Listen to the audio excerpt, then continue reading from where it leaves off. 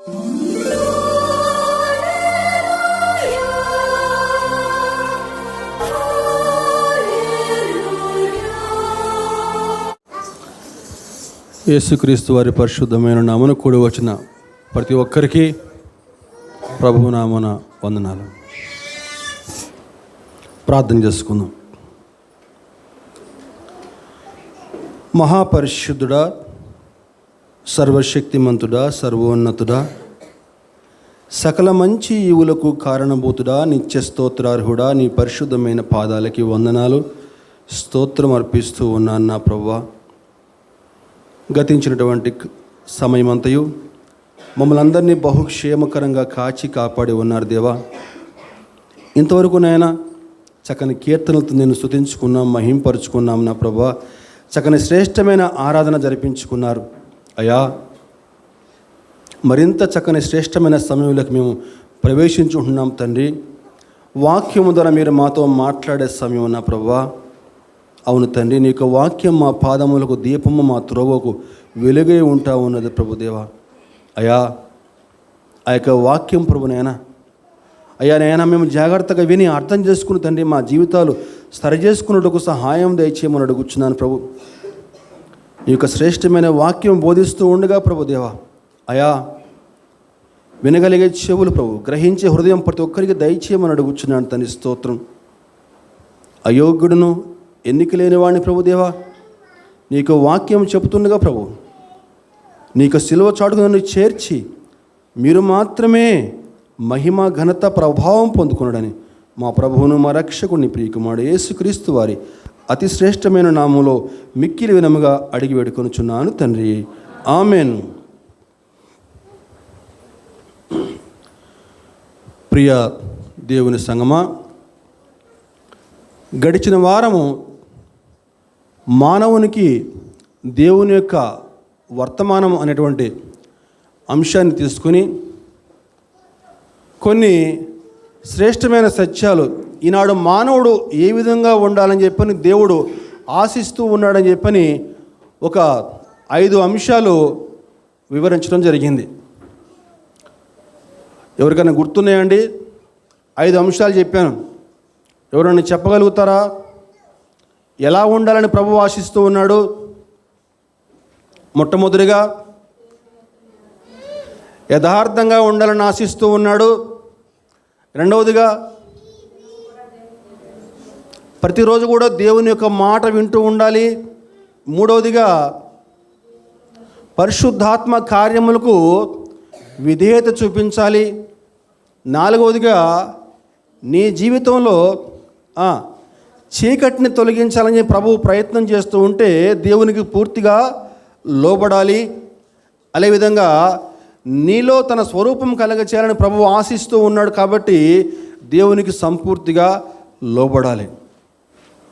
సరే, ఈరోజు అదే అంశం తీసుకుని మానవునికి దేవుని యొక్క వర్తమానము పార్ట్ 2గా చెప్తూ ఈరోజు మరికొన్ని అంశాలు మీకు వివరించే ప్రయత్నం చేస్తాను.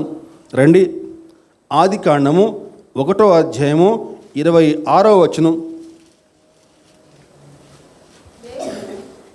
దేవుడు మన స్వరూపమందు మన పోలిక చొప్పున నరులను చేయుదుము, వారు సముద్రపు చేపలను, ఆకాశ పక్షులను, పశువులను, సమస్త భూమిని, భూమి మీద ప్రాకు ప్రతి జంతువును ఏలుదురు కాక అని పలికెను.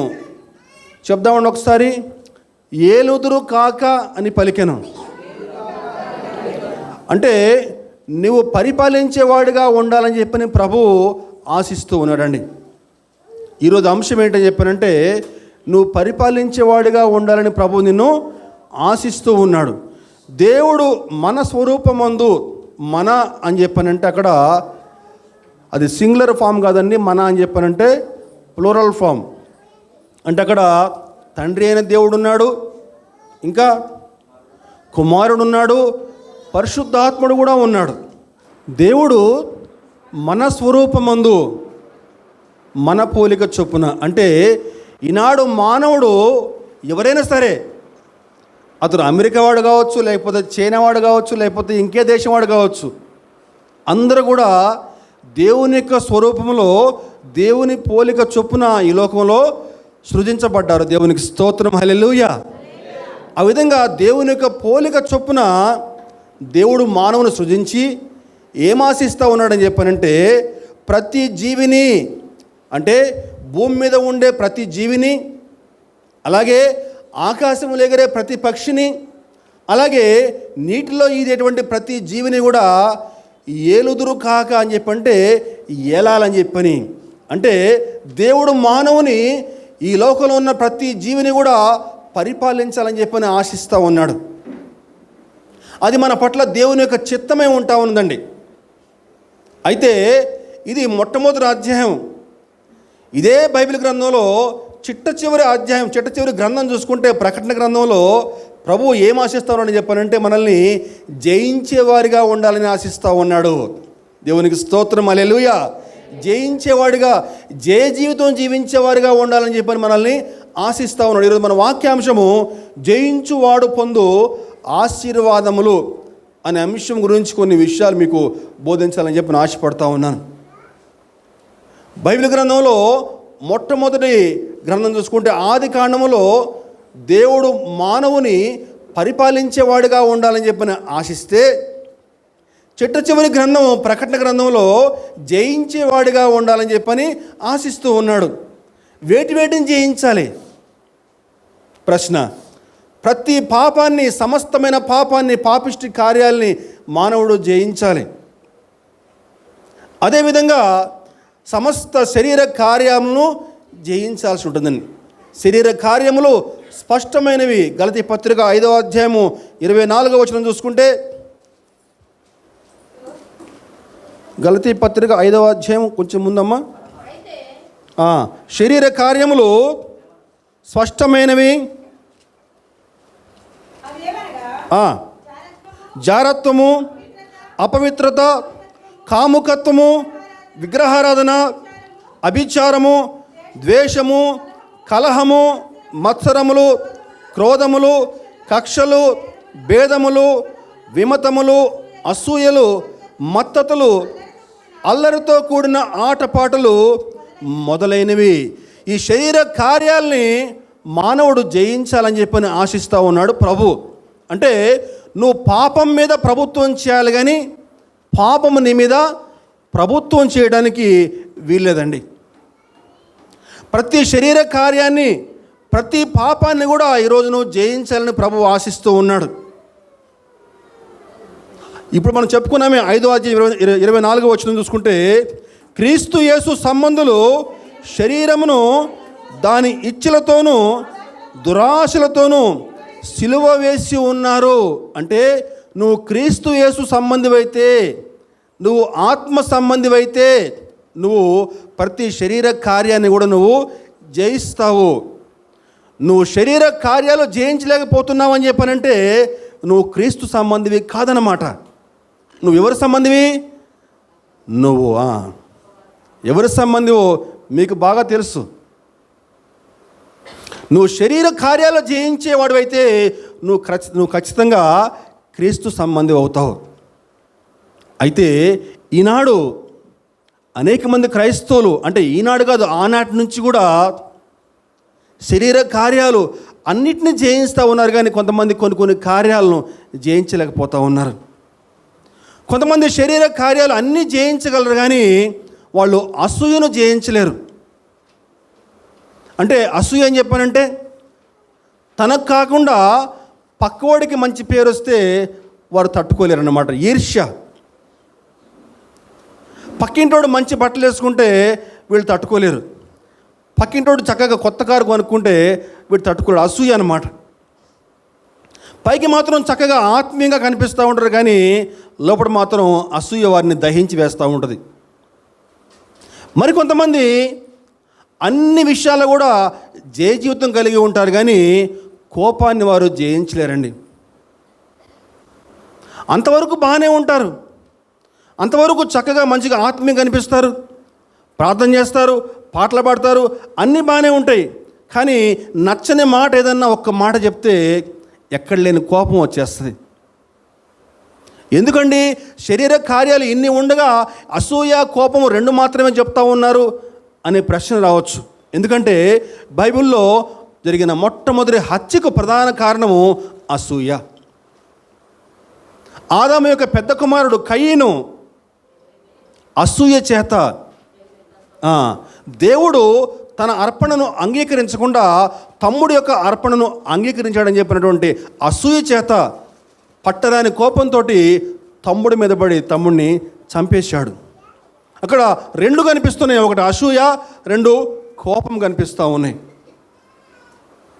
నా ఇల్లంతట్లో నమ్మకమైనవాడు మోషే అని చెప్పిన ప్రభు మోషే గురించి సాక్ష్యం చెప్తా ఉన్నాడు. కానీ అటువంటి మోషే ఒకనొక సందర్భంలో కోపాన్ని తట్టుకోలేక దేవుడు బండతో మాట్లాడు, ఆ బండ నీకు నీళ్ళు ఇస్తుందని చెప్తే బండతో మాట్లాడకుండా బండని 2 సార్లు కొడతాడు. ఫలితం అటువంటి మోషే కనాన్లో అడుగు పెట్టలేకుండా అయిపోయింది. నాకంటే దావీదుకి ఎక్కడ మంచి పేరు వస్తుందో అని చెప్పని సౌలు దావీదుని చంపాలని చేయని ప్రయత్నం లేదు. చిట్ట చివరికి సౌలు కుటుంబీకులు ఒకే రోజు మరణించారు. జ్ఞాపకం చేసుకుందామండి. యేసు ప్రభు యొక్క శిష్యుడు ఇస్కరియోతు యోధా మంచి విశ్వాసి, ప్రార్థనాపరుడు, దయ్యాలని వెళ్ళగొట్టాడు, అన్ని లక్షణాలు ఉన్నాయి. కానీ ధనాపేక్షను జయించలేకపోయాడు, దురాశను జయించలేకపోయాడు. యేసు ప్రభుని 30 వెండి అమ్మేశాడండి. ప్రియ సహోదరుడా సహోదరి గమనించాలండి, ఈనాడు యేసు ప్రభు ప్రతి ఒక్కరిని కూడా సమస్త పాపం పైన, సమస్త శరీర కార్యాలపైన జయ జీవితం జీవించాలని ఆశిస్తున్నాడు. కారణం ఏంటని చెప్పంటే ఆయన ఈ లోకంలో జయ జీవితం జీవించాడు కాబట్టి. ఆయన ఈ లోకంలో నీలాగే నాలాగే రక్త మాంసమును ధరించి ఈ లోకంలో జన్మించాడు. నీకెట్లా ఆకలైందో ఆయనకు ఆకలైంది, నీకెట్లా నిద్ర వచ్చిందో ఆయనకు కూడా నిద్ర వచ్చింది. ఆయన కూడా అలసిపోయాడు. నీలాగే నాలాగే ఆయన కూడా ఈ లోకంలో జీవించాడు. కానీ ఆయన శోధించబడి ఎటువంటి పాపము కూడా చేయలేదండి. జ్ఞాపకం చేసుకోవాలి. ఆయన ఈ లోకంలో పాపాన్ని జయించాడు, సాతాన్ని జయించాడు, శాపాన్ని జయించాడు. చివరికి మరణపు ముళ్ళు విరిచి మరణాన్ని జయించి పునరుత్థానుడుగా హల్లెలూయా స్తోత్రం పరలోకానికి ఆరోహణమే ఎక్కిపోయాడండి. తాను ఎక్కడి నుంచి వచ్చాడో తిరిగి మరలా అక్కడికి వెళ్ళిపోయాడు. ఈరోజు దేవుని పిల్లలుగా మనం కూడా అదే విధంగా జయ జీవితం జీవించాలని ప్రభువు ఆశిస్తూ ఉన్నాడు. ఆ విధంగా జయ జీవితం జీవిస్తూ ఉంటే అనేక చక్కని ఆశీర్వాదాలు కూడా మన కొరకు దాచిపెట్టి ఉంచాడండి. మనకి ప్రకటన గ్రంథము 2వ అధ్యాయము 3వ అధ్యాయంలో ఆ ఆశీర్వాదాలు అనేక మనకు కనిపిస్తూ ఉంటాయి. చూద్దాం ఈరోజు. ప్రకటన గ్రంథము 2వ అధ్యాయము 7వ వచనం చూస్తే, ప్రకటన 2వ అధ్యాయం 7వ వచనం, చెవిగలవాడు ఆత్మ సంఘములతో చెప్పు మాట వినుగాక, జయించువానికి దేవుని పరదేశిలో ఉన్న జీవ వృక్ష ఫలములు భుజింపనిత్తును. జయించువానికి జీవ వృక్ష ఫలములు భుజింపనిస్తాను. ఇది మొట్టమొదటి ఆశీర్వాదం అండి. రెండవ ఆశీర్వాదము 2వ అధ్యాయం 11వ వచనం చూసుకుంటే, సంఘములతో ఆత్మ చెప్పుచున్న మాట చెవిగలవాడు వినుగాక, జయించువాడు 2వ మరణం వల్ల ఏ హాని చెందడు. 2వ మరణం ఉండదండి. ఇది 2వ ఆశీర్వాదం. 3వ ఆశీర్వాదం ఏంటని చెప్పానంటే 2వ అధ్యాయం 17వ వచనం చూసుకుంటే, జయించువానికి మరుగే ఉన్న మన్నాను భుజింపనిత్తును, మరియు అతనికి తెల్ల రాతినిత్తును, ఆ రాతి మీద చెక్కబడిన ఒక క్రొత్త పేరుండును పొందిన వానికే కానీ అది మరి ఎవనికి తెలియదు. మొట్టమొదటిగా ఏమన్నాడు? జీవవృక్ష ఫలములు భుజింపనిత్తును. 2వ ఆశీర్వాదము మరణం వలన ఏ హాని చెందుడు. 3వ ఆశీర్వాదము మరుగే ఉన్న మన్నాను భుజింపనిత్తును. 4వ ఆశీర్వాదము 2వ అధ్యాయం 26 నుంచి 29, నేను నా తండ్రి వలన అధికారము పొందినట్టు జయించుచు అంతము వరకు నా క్రియలు జాగ్రత్తగా చేయవానికి జనుల మీద అధికారము ఇచ్చేదను. అతడు ఇనుప దండముతో వారిని ఏలును. జనుల మీద అధికారం ఇస్తా అని చెప్తున్నాడు జయించవానికి. ఇంకా చూసుకుంటే 5వ ఆశీర్వాదము 3వ అధ్యాయము 5వ వచనం 3:5 జయించువాడు అలాగున తెల్లని వస్త్రమును ధరించుకును, జీవగ్రంథములో నుంచి అతని పేరు ఎంత మాత్రమును తుడుపు పెట్టక నా తండ్రి ఎదుటను ఆయన దూతల ఎదుటను అతని పేరు ఒప్పుకుందును. జీవగ్రంథంలో నుంచి అతని పేరు ఏమాత్రం కూడా తుడుపు వేయబడదు. ఇది 5వ ఆశీర్వాదం అండి. 6వ ఆశీర్వాదము 3వ అధ్యాయము 12వ వచనం చూసుకుంటే జయించువానిని నా దేవుని ఆలయంలో ఒక స్తంభముగా చేసేదను. చిట్ట చివరి ఆశీర్వాదము 7వ ఆశీర్వాదము 3వ అధ్యాయము 22వ వచనం చూసుకుంటే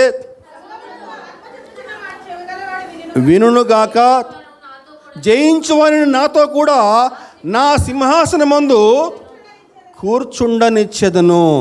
ఇదండి. ఎన్ని ఆశీర్వాదాలండి? 7 ఆశీర్వాదాలు ఉన్నాయండి.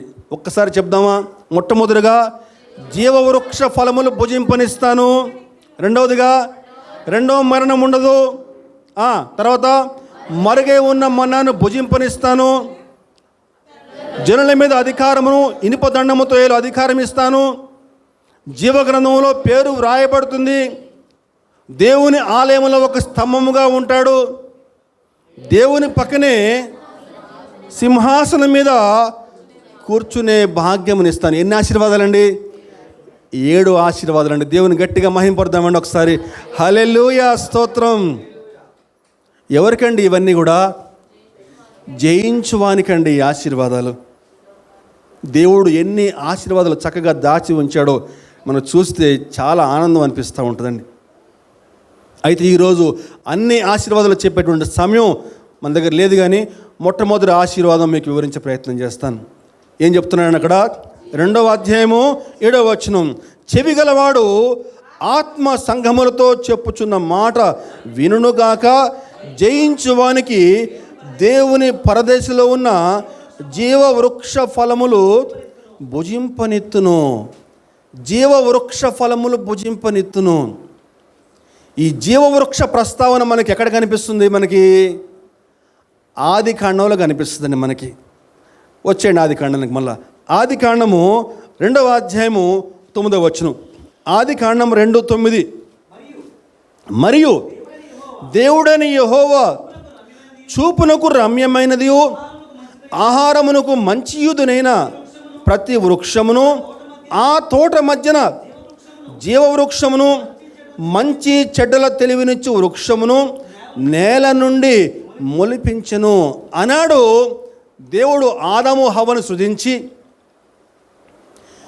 ఏదైనా తోటలో వారిని ఉంచి ఏం చేశాడండి? అన్ని రకాల వృక్షాలను కూడా అక్కడ సృజించాడండి. అన్ని రకాల వృక్షాలను కూడా మొలిపించి ఆ తోట మధ్యలో జీవవృక్షమును ఉంచాడు. అలాగే మంచి చెట్ల తెలివిని చెట్ల వృక్షాన్ని కూడా ఉంచాడండి. అలా ఉంచి ఏం చేస్తున్నాడని చెప్పండి? ఏం చెప్తున్నాడు? అయ్యా ఆదాము, నువ్వు ఈ తోటలో ప్రతి వృక్ష ఫలము కూడా నువ్వు భుజించవచ్చు. అయితే మంచి చెట్ల తెలివినిచ్చేటువంటి యొక్క ఫలాన్ని మాత్రం నువ్వు తినకూడదని చెప్పని స్పష్టమైన ఆజ్ఞ జారీ చేశాడు. దాని అర్థం ఏంటండి? ప్రతి చెట్టు ఫలం తినొచ్చు అని చెప్పానంటే జీవవృక్ష ఫలము కూడా తినవచ్చనే కదా. కానీ ఆదాము ఏం చేశాడయ్యా అని చెప్పానంటే నిత్య జీవాన్ని కోరుకోకుండా జ్ఞానం కావాలని కోరుకున్నాడండి.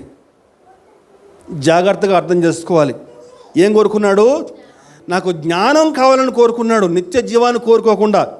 ఫలితము మరణము సంభవించింది. ఈనాడు కూడా మనం కూడా అదే చేస్తూ ఉన్నామండి. బైబిల్ దేనికోసం చదువుతారు మీరు? దేవునికి లోబట్టానికా లేకపోతే జ్ఞానం కోసం అని చెప్పంటే ఎక్కువ మంది జ్ఞానం కోసమని చెప్తారు. నువ్వు జ్ఞానం కోసం బైబిల్ చదివితే ఖచ్చితంగా నువ్వు కూడా ఆదాములాగే నువ్వు ఆ యొక్క మరణాన్ని కోరుకుంటావు అన్నంత అర్థం అన్నమాట అది. బైబిల్ దేనికోసం చదవాలి? దేవునికి లోబడటానికి. అంటే జ్ఞానము కావాలి. ఎలా జ్ఞానం కావాలి? దేవునికి లోబడుతూ వచ్చేటువంటి జ్ఞానం మనం కోరుకోవాలి. కానీ దేవునికి లోబడకుండా, దేవునికి విధేయత చూపించకుండా మాకు జ్ఞానం కావాలని చెప్పి నువ్వు కోరుకుంటే, ఈనాడు అనేక మంది బయట మనకి పాస్టర్లు విమర్శించాలని చెప్పని వారు కూడా బైబిల్ చదువుతున్నారు. సాతానికి నీకంటే గొప్ప జ్ఞానం ఉంది బైబిల్లో.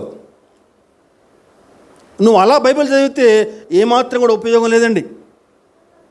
దేవుని యొక్క వాక్యం చదివి ఈరోజు దేవుడు నాతోటి ఏం మాట్లాడాలని చెప్పి అనుకుంటా ఉన్నాడు, నా జీవితంలో దేవుని యొక్క ఉద్దేశం ఏమై ఉంటున్నది అని చెప్పి నువ్వు బైబిల్ చదివితే అప్పుడు నువ్వు నీ జీవితంలో దేవుడు గొప్ప కార్యాలు చేయగలడు. అలా కాకుండా ఏదో మొక్కుబడిగా చదవాలి కాబట్టి చదివితే ఏమాత్రం కూడా ఉపయోగం ఉండదండి. అదిగో అలా ఏదైనా తోటలో పాపం ప్రవేశించిన తర్వాత దేవుడు ఆదాముని ఏదైనా తోటలో నుంచి బయటికి వెళ్ళగొట్టాడు. బయటికి వెళ్ళగొట్టి ఏం చేశాడయ్యా అని చెప్పానంటే, మనకి ఆదికాండము 3వ అధ్యాయము 24 వస్తే, అప్పుడైనా ఆదాముని వెళ్ళగొట్టి ఏదేను తోటకు తూర్పు దిక్కున కెరూబులను జీవవృక్షమునకు పో మార్గమును కాచుటకు ఇటు అటు తిరుగుచున్న ఖడ్గ జ్వాలను నిలవబెట్టెను. అదండి, దేవుడు ఆదాముని ఏదైనా తోటలోంచి బయటకు వెళ్ళగొట్టాడు. జీవవృక్షానికి పో మార్గము మూసివేయబడిందండి. ఆనాటి నుంచి ఆ జీవవృక్షము ఎక్కడుందో ఎవరికి తెలియదు. ఏదైనా తోట ఇప్పుడు ఎక్కడుందో ఎవరికి తెలియదు. ఆ జీవవృక్షం యొక్క ప్రస్తావన మళ్ళా ఆదికాండం నుంచి మనకి చిట్ట చివరి ప్రకటన చూసుకుంటే, ప్రకటన గ్రంథం ముందు వరకు ఎక్కడ కనిపించదండి ఆ జీవవృక్షం యొక్క ప్రస్తావన బైబిల్లో. ఇదిగో మళ్ళీ ఈ ప్రకటన గ్రంథంలో కనిపిస్తుంది మనకి. మనం చదువుకున్న వాక్యం ఇప్పుడు 2వ అధ్యాయం 7వ వచనం ఏముంది వాక్యంలో? జీవవృక్ష ఫలములు భుజింపనెత్తును. ఎవరికండి ఆ ఫలాలు భుజించేటువంటి అధికారము, అవకాశం ఎవరు దక్కుద్దట? జయించువానికి దక్కుద్దండి. ఇంకా ఎవరికి దక్కుద్దట అని చూస్తే అదే అధ్యాయం 22లో ఒక చక్కని మాట ఉందండి. ప్రకటన గ్రంథం 22వ అధ్యాయము 14వ వచనం చూసుకుంటే, జీవవృక్షమునకు హక్కు గలవారై గుమ్మముల గుండా ఆ పట్టణములోనికి ప్రవేశించినట్లు తమ వస్త్రములను ఉతుక్కుని వారు ధన్యులు. హల్లెలూయా, స్తోత్రం. మళ్ళొక్కసారి చదువుదామండి. జీవవృక్షమునకు హక్కు గలవారై గుమ్మముల గుండా ఆ పట్టణములోనికి తమ వస్త్రములను ఉతుక్కుని వారు ధన్యులు. అదండి, ఇంతకీ ఆ జీవవృక్షం ఎక్కడుందట? పరిశుద్ధ పట్టణంలో ఉందండి. ఎక్కడ ఉందో ఇంకా స్పష్టంగా చెప్తా ఉన్నాడు బైబిల్లో. అదే అధ్యాయము మనకి 22వ అధ్యాయము 2వ వచనం చూస్తే 22:2, ఆ పట్టణపు రాజవీధి మధ్య ప్రవహించుట ఆ దూత నాకు చూపెను. ఆ నది యొక్క ఈవలను జీవవృక్షముండును. అది నెల నెలకు ఫలించుచు 12 కాపులు కాయను. ఆ వృక్షం యొక్క ఆకులు స్వస్థపరచుటకై వినియోగించును. ఎక్కడుందని జీవవృక్షం? అది పరిశుద్ధ పట్టణంలో ఆ నది యొక్క యువతల అవతల కూడా ఆ జీవవృక్షము ఉందండి. ఎవరికండి అర్హత ఉంది? ఆ పరిశుద్ధ పట్టణంలోకి ప్రవేశించినట్లు ఎవరైతే తమ వస్త్రములు ఉతుక్కుని తెలుపుగా చేసుకుంటారో, దాని అర్థం ఏంటండి? ఎవరైతే ఈ లోకంలో యేసుక్రీస్తు రక్తంలో తమ పాపాలు కడుక్కుని తమ వస్త్రములు తెల్లని చేసుకుంటారో, అంత మాత్రమే కాకుండా ఆయన యొక్క రక్త మాంసములకు సాదృశ్యంగా, ఆయన రక్తమునకు సాదృశ్యంగా ద్రాక్షరసమును, దంచబడిన ఆయన శరీరానికి సాదృశ్యంగా ఆ యొక్క రొట్టెను ఎవరైతే భుజిస్తారో వారికి మాత్రమే ఆ పరిశుద్ధ పట్టణంలో ప్రవేశించేటువంటి అర్హత ఉందని చెప్పని దేవుని యొక్క వాక్యము స్పష్టంగా బోధిస్తూ ఉందండి. అయితే ఒక ప్రశ్న ఇప్పుడు వేయాల్సి ఉంటుందండి. అంటే బాప్తిస్మం పొందుకొని ప్రతి నెల కూడా బలలో చేవేస్తూ ఇష్టానురీతిగా జీవిస్తే ఆ పట్టణంలోకి ప్రవేశించవచ్చా? బలలో చేవేస్తే పట్టణంలో ప్రవేశించే అర్హత దక్కుతుందండి? ప్రశ్న వస్తుంది. ఇదిగో దానికి సమాధానమే మనం చదువుకున్న వాక్యం. ఏముందండి వాక్యం? జయించువానికి జీవవృక్ష ఫలములు భుజింపనెత్తును. నువ్వు రక్షణ పొందుకున్నంత మాత్రాన, ప్రతి నెల బలలో చేవేసినంత మాత్రాన నీకు ఆ పట్టణంలోకి ప్రవేశించే అర్హత లేదండి. ఎలా జీవించాలి మరి? నువ్వు ఈ లోకంలో జీవించినంత కాలం కూడా నువ్వు జయ జీవితం జీవించాలి. శరీర కార్యాలపై నువ్వు జయ జీవితం జీవిస్తేనే, ప్రతి విధమైన పాపంపై నువ్వు జయ జీవితం జీవిస్తేనే నీకు ఆ పట్టణంలోకి ప్రవేశించే అర్హత దక్కుతుంది. ఆ జీవవృక్ష ఫలమును భుజించేటువంటి అర్హత నీకు దక్కుతుంది. లేకపోతే నీకు అర్హత లేదు. జాగ్రత్తగా అర్థం చేసుకోవాలండి. ఇంతకీ ఈ విషయాలన్నీ కూడా ఎక్కడ చెప్పబడ్డాయి, ఏ సందర్భంలో చెప్పబడ్డాయి అని చూసుకుంటే మనకి ప్రకటన గ్రంథం 2వ అధ్యాయం చూసుకుంటే 1వ వచనంలో ఎఫెసులో ఉన్న సంఘపు దూతకు ఇలాగూ వ్రాయము, 7 నక్షత్రములు తన కుడి చేత పట్టుకుని 7 దీపస్తంభముల మధ్య సంచరించేవాడు చెప్పు సంగతులేవనగా. గమనించాలండి, యేసు ప్రభు ఈ లోకంలో శరీరధారిగా మరణించి తిరిగి పునరుత్థానుడైన తర్వాత యేసు ప్రభు యొక్క శిష్యులను అనేక మందిని వరుసగా చంపుకుంటూ పోయారు. అందరూ కూడా హతసాక్షులుగా మారిపోయారు. యోహానును కూడా అదేవిధంగా చంపాలని చూస్తే యోహాను చనిపోలేదు. 2 సార్లు 3 సార్లు చంపాలని చూశారు, కానీ యోహాను గారు చనిపోలేదు. చనిపోకపోతే ఈయనకి ఇట్లా కాదురా, ఏం చేయాలని చెప్పని పద్మాసు ద్వీపంలోకి పంపించారు ఆయన్ని. ఆ పద్మాసు అనే ద్వీపంలో నరమాత్రుడు ఎవ్వడు కూడా ఉండడు. ఆయన ఒక్కడనే వదిలిపెట్టారు. అక్కడ అనేక రకాల విష జంతువులు ఉంటాయి, క్రూర మృగాలు ఉంటాయి. అవి ఆయన్ని చీల్చి చెండాడితే చంపేస్తే గొడవ వదిలిపోద్దని చెప్పి అనుకున్నారు. అయితే ప్రభు తన యొక్క మహాకృప చొప్పున ఇదిగో ఈ అంత్యకాలంలో ఎటువంటి సంగతులు జరగనే ఉన్నాయో ఆ యోహాను గారికి దర్శనంలో చూపించారండి. అద్భుతమైన గ్రంథం ఈ ప్రకటన గ్రంథం అండి. ప్రభు యోహాను గారికి 7 సంఘాలకి పత్రికలు రాయించాడు. ఎఫెసు సంఘము, స్ముర్ణ అనే సంఘము, పెర్గమ అనే సంఘము, తుయతర అనే సంఘము, సార్దిస్ అనే సంఘము, ఇలా లవోదికి అనే సంఘము, ఇలా 7 సంఘాలకి పత్రికలు రాయించాడు. గమనించాలండి, ఆ 7 సంఘాలు ఈరోజు ప్రపంచంలో ఎన్ని సంఘాలైతే ఉన్నాయో, ఇంక్లూడింగ్ మన సంఘం కూడా. ఏం చెప్తున్నానండి? ఆ 7 సంఘాలు ఈరోజు ప్రపంచంలో ఎన్ని సంఘాలైతే ఉన్నాయో ఆ సంఘాలకి ఏదో ఒక సంఘానికి సాదృశ్యంగా ఉందండి. ఆ 7 సంఘాల్లో ఖచ్చితంగా ఒక సంఘం మన సంఘం అంటది అయి ఉంటుంది. జాగ్రత్తగా అర్థం చేసుకోవాలి.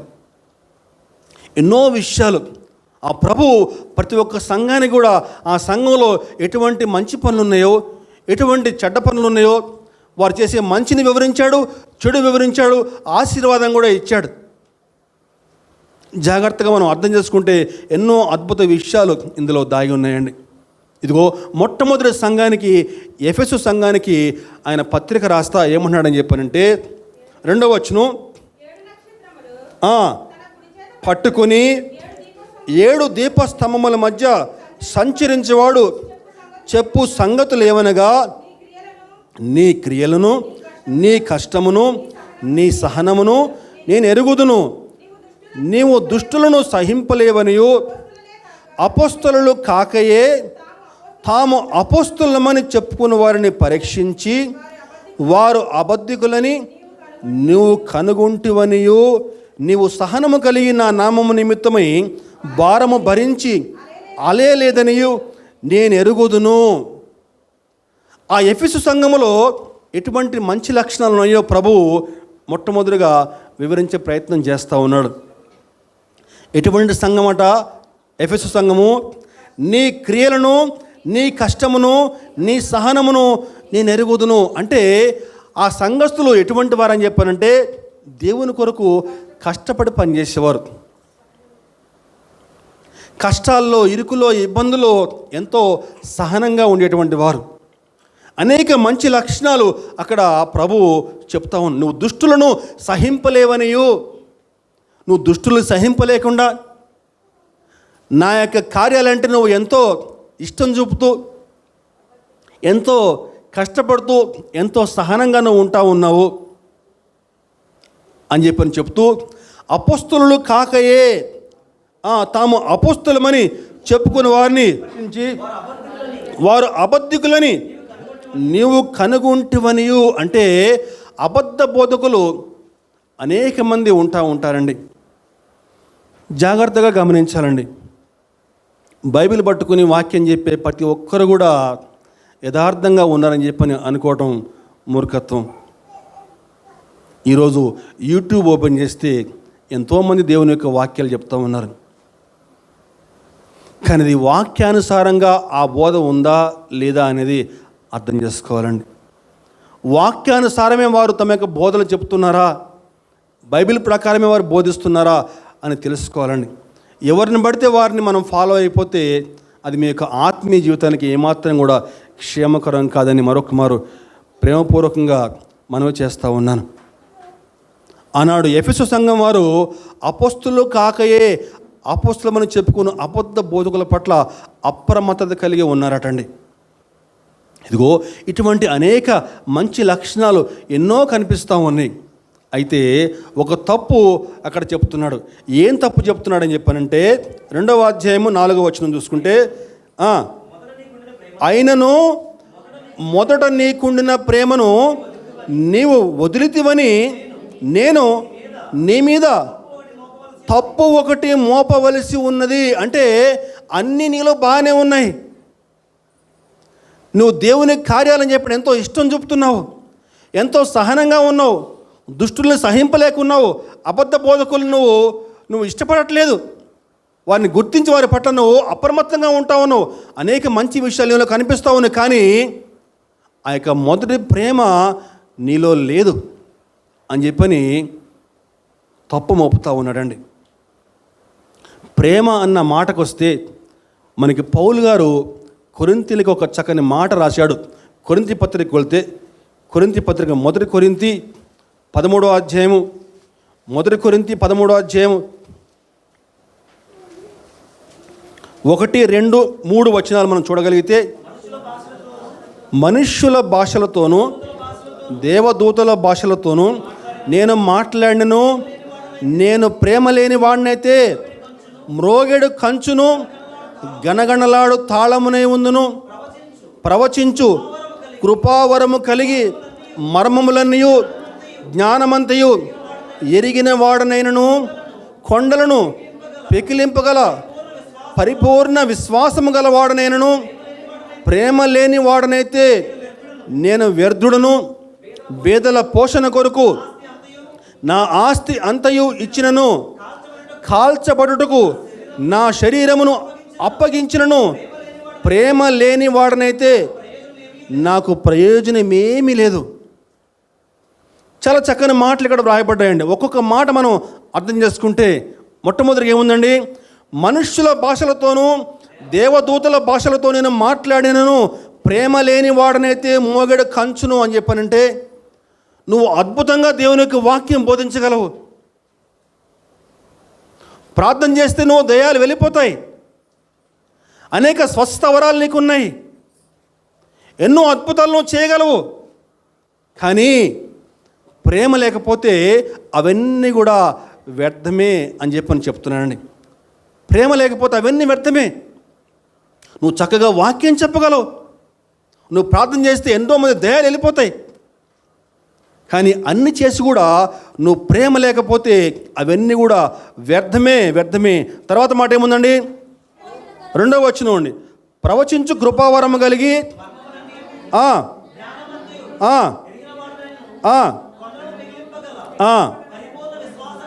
పరిపూర్ణ విశ్వాసం గలవాడనను, ప్రేమ లేని వాడనైతే నేను వ్యర్థుడును. నీకు గొప్ప విశ్వాసం ఉంది. కష్టాల్లో, ఇరుకుల్లో, ఇబ్బందుల్లో నువ్వు వెనక్కి జారిపోకుండా దేవుని పట్ల విశ్వాసం కలిగి ముందుకు సాగిపోతూ ఉన్నావు. కానీ దేవుని పట్ల నువ్వు పరిపూర్ణ ప్రేమ కనపరచకపోతే ఆ విశ్వాసం అంతా కూడా వ్యర్థమని చెప్పని వాక్యం చెప్తా ఉందండి. దేవుని పట్ల పరిపూర్ణ ప్రేమ అంటే ఏంటండి? దేవుని పట్ల పరిపూర్ణ ప్రేమ ఒక వ్యక్తిని నిస్వార్థపరుడుగా చేస్తుందండి. దేవుని పట్ల ఒక వ్యక్తి పరిపూర్ణ ప్రేమ కనపరిస్తే ఆ వ్యక్తిలో అసూయ కనిపించదు. దేవుని పట్ల నీకు పరిపూర్ణ ప్రేమ ఉంటే నువ్వు ఇతరులను క్షమించేవాడిగా ఉంటావు. దేవుని పట్ల పరిపూర్ణ ప్రేమ నువ్వు కనపరిస్తే నువ్వు కట్టుకున్న భార్యను నువ్వు క్షమించగలవు, నువ్వు చక్కగా వాక్యం చెప్పగలవు. మందిరంలో నువ్వు ప్రార్థన చేస్తే దయలు వెళ్ళిపోతాయి. కానీ ఇంటికి వెళ్ళిన తర్వాత నువ్వు కట్టుకున్న భార్యని క్షమించలేకపోతా ఉన్నావే, నీ తోటి సహోదరిని క్షమించలేకపోతా ఉన్నావు, వారి పట్ల అసూయ చూపుతూ ఉన్నావు. అది దేవుణ్ణి పరిపూర్ణంగా ప్రేమించినట్లు కాదు. బీదల పోషణ కొరుకున్న ఆస్తి అంతా ఇచ్చినను అని చెప్పానంటే, దేవుని మందిరంలో దేవుని కార్యాల కోసం నువ్వు గుప్పిళ్ళు ఇప్పగలుగుతున్నావు. మందిరంలో ప్రేమ ఉందని చెప్తే, ఏదన్నా కార్యం చెప్తే, ఏదైనా పని చెప్తే నువ్వు గుప్పులు విప్పుతూ నువ్వు ఆర్థిక సహాయం చేస్తూ ఉన్నావు. కానీ దేవుని మందిరంలో నువ్వు సమయం గడపలేకపోతున్నావే, దేవునికి ఇవ్వాల్సిన సమయాన్ని నువ్వు దేవునికి ఇవ్వలేకపోతా ఉన్నావు. ఆ దేవుని పట్ల పరిపూర్ణ ప్రేమ కనపరిచినట్లు కాదు. జాగ్రత్తగా అర్థం చేసుకోవాలండి. నీకు దేవుడంటే భక్తి ఉంది, నీకు దేవుడిని ప్రేమిస్తున్నావు. కానీ మందిరానికి సమయంగా రాలేకపోతున్నావు. సమయానికి ఎప్పుడో పాటలని పూర్తయిన తర్వాత, ఎప్పుడో ఆరాధన అయిపోయినాక వాక్యం మధ్యలో వస్తూ ఉన్నావు. ఆ దేవుణ్ణి పరిపూర్ణంగా ప్రేమించినట్లు కాదు. అయితే మొదట్లో నువ్వు బాగానే ఉన్నావు అంటే, రక్షణ పొందిన రక్షణ పొందుకున్న తొలి నాళ్లలో నువ్వు దేవుని పట్ల ప్రేమగానే ఉన్నావు. కానీ ఇప్పుడు ఆ తొలి ప్రేమ నీలో కనిపించట్లేదని చెప్పని వాక్యం చెప్తా ఉంది. ఏముంది వాక్యం? అదేనా వాక్యం ఉందండి. అయినను మొదట నీకు ఉండినటువంటి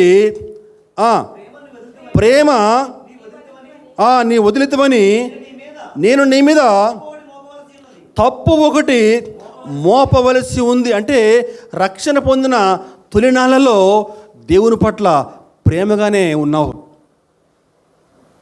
కానీ ఇప్పుడు నీ ప్రేమ ఏమైపోయిందండి?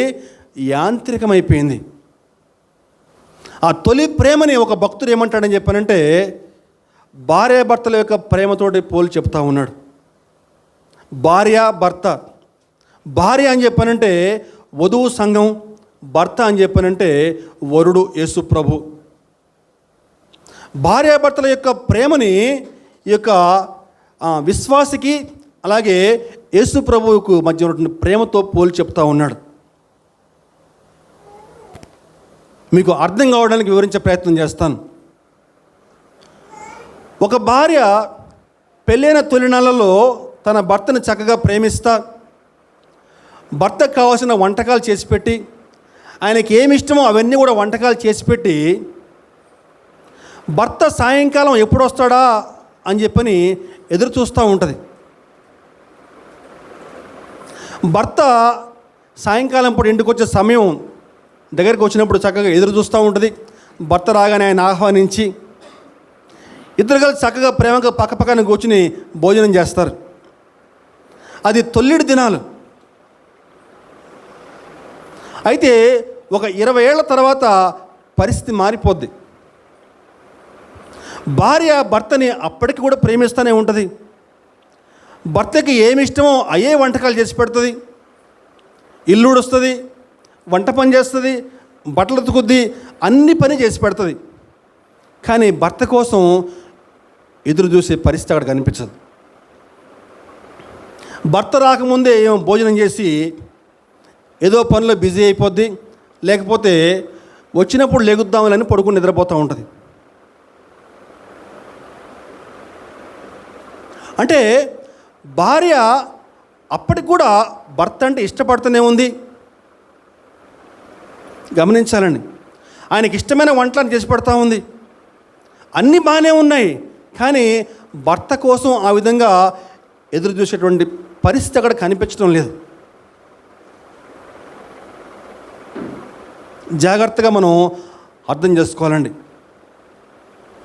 ఒక మంచి భర్త భార్య నుంచి ఏం కోరుకుంటాడని చెప్పానంటే, నువ్వు ఎంత బాగా వంట చేస్తూ ఉన్నావు, నువ్వు ఎంత బాగా ఇంటి పనులు చేస్తూ ఉన్నావు కాదు, కానీ నా భార్య నన్ను సరిగా ప్రేమిస్తుందా లేదా అన్నది చూస్తాడు. ఒక మంచి భార్య అలాగే చేస్తుంది కూడా. అలాగే ప్రభు ఈరోజు నీలో ఉన్న బలహీనతలు అడగట్లేదండి. ఆయన నీలో ఉన్న బలహీనతలు అడగట్లేదు. నువ్వు నన్ను ప్రేమిస్తున్నావా అని మాత్రమే అడుగుతున్నాడు. నువ్వు ఎంతగా నన్ను ప్రేమిస్తున్నావు, నీ మాటల్లో, నీ క్రియల్లో, నీ లక్ష్యాల్లో దేవుడు ప్రధానంగా కనిపించాలి. ఆ విధంగా దేవుడు ప్రధానంగా కనిపించకుండా నీ యొక్క విశ్వాసం కానీ, నువ్వు దేవునికి ఎంత డబ్బు ఇచ్చినా సరే అవన్నీ ఉపయోగం లేదు. దేవునికి ప్రధానంగా నీ సమయం ఇస్తున్నావా లేదా అన్నదే ప్రధానమండి. ఇదిగో ప్రభు అదే చెప్తున్నాడు. నువ్వు తొల్లిడి దినాల్లో నువ్వు ప్రేమగానే ఉన్నావు, కానీ ఇదిగో ఇప్పుడు ఆ తొలి ప్రేమ నీలో కనిపించట్లేదు. నీ మీద తప్పు మోపుతున్నాను. నువ్వేం చేయాలని చెప్పానంటే అక్కడ ఏం చెప్తున్నాడు ప్రభు అని చెప్పానంటే 5వ వచనం, నువ్వు ఏ స్థితిలో నుంచి పడితేవో అది జ్ఞాపకం చేసుకుని మారు మనసు పొంది ఆ మొదటి క్రియలు చేయము. అట్లు చేసి నువ్వు మారు మనసు పొందితే సరి, లేని ఎడల నేను నీ ఎత్తుకు వచ్చి నీ దీపస్తంభమును దాని చోట నుండి తీసివేతును.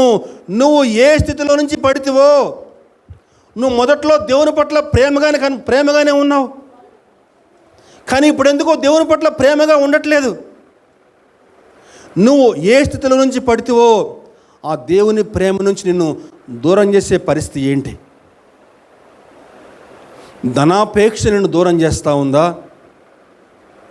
లేకపోతే సినిమాలు, సీరియల్స్ నిన్ను దూరం చేస్తూ ఉన్నాయా? లేకపోతే ఫేస్బుక్, వాట్సాప్, లోక సంబంధ విషయాలు నిన్ను దూరం చేస్తూ ఉన్నాయా? లేకపోతే లోక స్నేహాలు నిన్ను దూరం చేస్తూ ఉన్నాయా?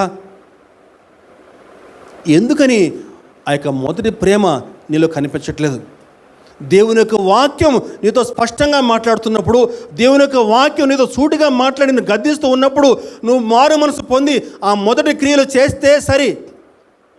నువ్వెక్కడ పడిపోయావో, విశ్వాసం ఎక్కడ జారిపోయావో, దేవుని ప్రేమ నుంచి ఎక్కడ నువ్వు వెనక్కి జారిపోయావో ఆ స్థితి నువ్వు తెలుసుకొని, ఆ తప్పు తెలుసుకొని ఆ మొదటి క్రియలు మళ్ళీ నువ్వు చేస్తే సరి. ఆ విధంగా చేయకపోతే ఏం చెప్తున్నాడండి? ఆ విధంగా చేయకపోతే లేని ఎడల నేను నీ ఎద్దుకు వచ్చి నీ దీపస్తంభమును దాని చోటు నుండి తీసివేతును. దీపస్తంభం తీసేయటం అని చెప్పానంటే వెలుగును తీసేయటమేనండి. దీపస్తంభం తీసేయటం అని చెప్పానంటే సాక్ష్యం పోగొట్టుకోవటమే. దేవుని వెలుగు నీలోంచి వెళ్ళిపోతే ఈ మిగిలేది మొత్తం అంతా కూడా చీకటే. నీలో కనపడేదన్నీ కూడా చీకటి కార్యాలే. వెలుగు లేకపోతే నీలో అంతా కూడా చీకటే ఉంటుంది. చీకటి కార్యాలు, శరీర కార్యాలు చీకటి కార్యాలు అని చెప్పానంటే ఏముంది వాక్యంలో? శరీర కార్యాలు చేయవారు దేవుని రాజ్యమును ఎన్నటికీ స్వతంత్రించుకోరు. మరి ఈరోజు నువ్వు జయించేవాడిగా ఉండి ఆ జీవవృక్ష ఫలాలు భుజిస్తావో, లేకపోతే శరీర కార్యాలు చేస్తూ నిత్యాగ్ని గుండంలో కాలిపోతావో నీ ఇష్టం. ఈరోజు దేవుడు అవకాశం ఇస్తూ ఉన్నాడు. జయించువానికి జీవవృక్ష ఫలాలు భుజింపనిస్తాను. జయించువానికి రెండో మరణం ఉండదు. జయించువానికి మరుగే ఉన్న మన్నాను భుజింపనిత్తును. జయించువాడు దేవాలయంలో స్తంభముగా ఉంటాడు. జయించువాడు సింహాసనం పక్కన నా పక్కనే కూర్చుని పెడతాను. ఇలా ఎన్నో వాగ్దానాలు ప్రభు ఇచ్చాడు. నువ్వు ఆ వాగ్దానాలు పొందుకోవాలని చెప్పానంటే ఖచ్చితంగా ఆ శరీర కార్యాలు జయించాలి. ప్రతి పాపం పైన నువ్వు జయ జీవితం కలిగి ఉండాలి. దేవుడు అట్టి కృప ఈనాడు మనలో ప్రతి ఒక్కరికి దయచేయునుగాక. ఆమేన్.